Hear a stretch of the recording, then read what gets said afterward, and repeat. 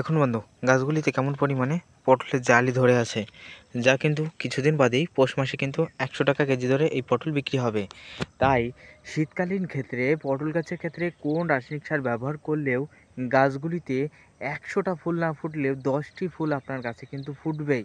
তাই শীতকালীন ক্ষেত্রে গাছে ফুল ফোটানোর জন্য কোন সার দেওয়া দরকার এবং মাত্র 50 টাকার একটা অনুখাদ্য রয়েছে, সেটা যদি আপনি ব্যবহার করতে পারেন, এতে করে আপনার কাছে কিন্তু ফুল আসবে। তাই কি কি ব্যবহার করবেন সেটা নিয়ে আজকের ভিডিওতে কথা বলবো। চলো আজকের ভিডিও শুরু করি। বন্ধু, আমাদের পটল গাছগুলিতে ভালো পরিমাণে কিন্তু এখনও পটলে পরিপূর্ণ, যা তোমরা কিন্তু দেখতে পাচ্ছ। এই দেখো এখানে রয়েছে, এই দেখো এখানে রয়েছে, এই দেখো এখানে রয়েছে, জালি রয়েছে, এই দেখো এখানে রয়েছে, এই দেখো নিচে রয়েছে, এই দেখো নিচে, এই দেখো এই একটা, এই দেখো ওই একটা, এই দেখো এখানে দেখো দুটো, এই দেখো এখানে দেখো, এই দেখো প্রচুর পরিমাণে কিন্তু রয়েছে, যার এখন বর্তমানে বাজারিক মূল্য 45 থেকে 50 টাকা কেজি দরে বিক্রি হচ্ছে। এই গাছগুলিতে, আমাদের গাছগুলিতে কিন্তু ফুলও কিন্তু আছে। আমি তোমাদের দেখাই, ফুলের পরিমাণ কিন্তু অতিরিক্ত না হলেও ফুল কিন্তু আমাদের কাছে কিন্তু ফুটছে। এই যে ফুল ফুটছে, ওই পাশেও আরও আছে, আমি অত আর দেখাচ্ছি না দর্শক বন্ধু। তাই আমাদের গাছগুলিতে ফুল ফোটানোর জন্য এবং যে সমস্ত জালি ছোট ছোট আছে, সেই সমস্ত জালিকে মোটা করানোর জন্য আমাদের এখানে রাসায়নিক সার প্রয়োগ করা দরকার।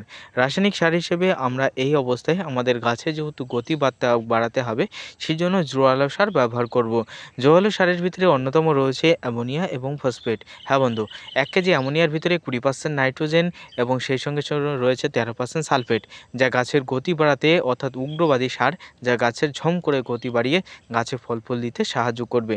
তবে অ্যামোনিয়ার পরিমাণ বেশি পরিমাণে দেওয়া যাবে না এবং গাছের গোড়া থেকে অনেকটা দূর দিয়ে দিতে হবে, না হলে গোড়াটা পচনশীল বা পচিয়ে দেবে। এই অ্যামোনিয়া সার ফসফেটের সাথে যখন মিশ্রিত করবেন, একটা ক্ষারের দ্রবণ, অর্থাৎ একটা শক্ত দ্রবণ সৃষ্টি হবে, বালির মতো দ্রবণ সৃষ্টি হবে। এটা গোড়া থেকে অনেকটা দূর দিয়ে দিতে হবে। অ্যামোনিয়া সার মাটির ভিতরে থাকা মাটিকে পচিয়ে তারপরে কিন্তু নাইট্রোজেন তৈরি করে। তাই গাছের গোড়াটাও কিন্তু নষ্ট হতে পারে, তাই গোড়া থেকে অনেকটা দূর দিয়ে দেবেন। মিনিমাম কিন্তু আপনাকে 1 বিঘে থেকে 1.5 বিঘে বা 2 বিঘে অন্তর অন্তর কিন্তু রাসায়নিক সার দেবেন। আমরা এখানে কিন্তু এর আগে ফসফেট, শুধুমাত্র সিঙ্গেল সুপার ফসফেট ব্যবহার করেছি এবং তার আগে কিন্তু সুফলা দানা ফসফেট ব্যবহার করেছি। তার আগে কিন্তু আমরা এখানে অ্যামোনিয়া ফসফেটও ব্যবহার করেছি। আমরা এইভাবে ধাপে ধাপে কিন্তু সার এখানে প্রয়োগ করছি। তাই যেহেতু এখন শীতকাল, তাই আমরা কিন্তু এখন গাছের গোড়া টেনে দিচ্ছি। এই যে পাশে টেনে দিচ্ছে, যা দেখতে পাচ্ছ, কিছুদিন বাদেই আমাদের গাছের গোড়ায় আমরা জলসেচ দিয়ে অ্যামোনিয়া এবং ফসফেটকে ব্যবহার করব, যাতে করে আমাদের পটল কিন্তু বড় হয়। দেখো বন্ধু, আমাদের এর আগে কিন্তু শুধুমাত্র ফসফেট দিয়েছিলাম, অ্যামোনিয়া দিইনি। তার একটাই কারণ, আমাদের এই মাটিটা একটু রসপান্তা মাটি, এখানে অ্যামোনিয়া দিলে একটু সমস্যা হতে পারে। তাই কিন্তু, আর যেহেতু প্রচুর পরিমাণে আমাদের এখানে, যা তোমরা উত্তর চব্বিশ পরগনা জেলা ভিত্তিক জানো, যে কিছু মাটি কিন্তু একটু রসপান্তা থাকে, দেরিতে শোকায়, এবং এই জন্য কিন্তু আমরা শুধুমাত্র ফসফেট দিয়েছিলাম। আরেকটি কারণ যেটা হলো, আমাদের গাছে কিছু কিছু গাছে কিন্তু আঠা গলছিল, এজন্য শুধু ফসফেট দিয়েছিল, অ্যামোনিয়াটা দিতে পারিনি। কারণ দিলে নাইট্রোজেনের ভাগ বেশি থাকায় গাছের গতি হয়ে যেতে পারে। তাই যাদের গাছগুলিতে কিন্তু ধসার একটু সমস্যা দেখা দিচ্ছে, তারা অ্যামোনিয়ার পরিমাণ একটু কম দেবেন, ঠিক আছে?